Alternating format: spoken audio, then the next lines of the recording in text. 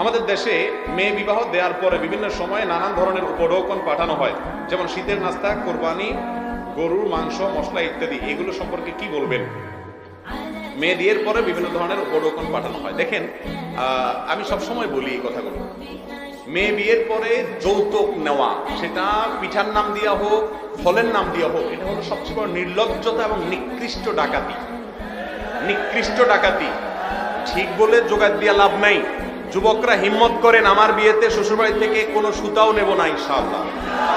মুরব্বীরা নিয়ে থাকলে ফেরত দিয়ে দেন, শেখ বলতেছেন, ভালো কথা বলছেন, নিয়ে থাকলে ফেরত দেন। দেখেন ভাইরা আমার বিয়েতে আমার শাশুড়ি একটা ফ্রিজ দিয়েছেন, তখন 10,000 টাকা দামে একটা ফ্রিজ দিয়েছেন। আমার ওয়াইফকে আমি বলেছি, এটা আমি তো ঘরে ঢুকতেই দেবো, এটা ফেরত দিয়ে আসতে হবে। যাই হোক, অনেক জোরাজোরি করে এটা দিছে। আমি 3-4 বছর ব্যবহার করার পরে, হাতিয়া দিছে, এখন কিছু করে না জোর করে, 3-4 বছর ব্যবহার করার পরে আমি 2009 সালে যখন সৌদি আরব চলে যাই, ওইটা আবার কৌশলে শাশুড়ির বাসায় দিয়ে আমি চলে গেছি। যে দৌড় খেলে দৌড়, আর ফেরত নেই। যুবকরা বা মুরব্বীরা অনেক সময় করে কি জানেন, মাসালা ঘুরায় নেয়। মেয়ে যখন বিয়ে দেয় তখন এই মাসালাগুলো খুব ভালো করে বলে, হুজুরের ভিডিওটা খুঁজে দেখায়, বেশাব দেখেন তো কি বলছে হুজুর। কিন্তু আবার নিজের ছেলেটা যখন বিয়ে করায় তখন আবার আমতা আমতা করে, কয় না খুশি হয়ে দিলে তো যায়।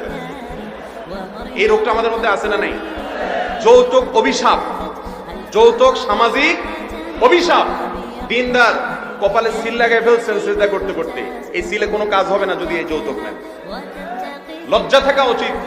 মেয়ের বাপ, অন্যদিক চলে যায়, আমার কথা আমি শেষ করি। মেয়ের বাপ মেয়েটাকে জন্ম দেওয়ার পরে বড় করা পর্যন্ত লক্ষ লক্ষ টাকা ইনভেস্ট করছে, কি করে না মেয়ের জন্য।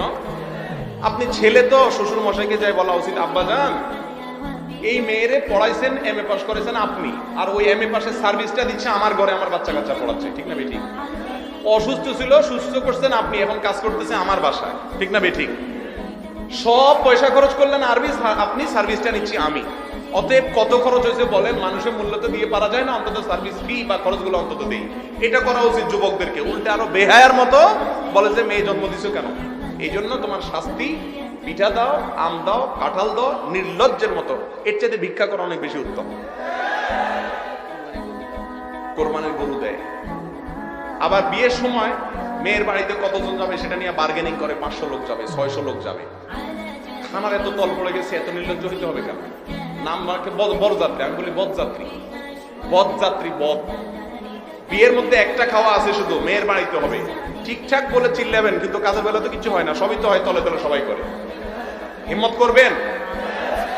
আমি আলহামদুলিল্লাহ বলতে পারি, যে কথাগুলো বলছি এগুলো সবগুলো আমার বিয়েতে আমি অ্যাপ্লাই করেছি। আমার শ্বশুরবাড়ি থেকে বলছি যে বাবা মেহমান কয়জন আসবে, আমি বললাম আমার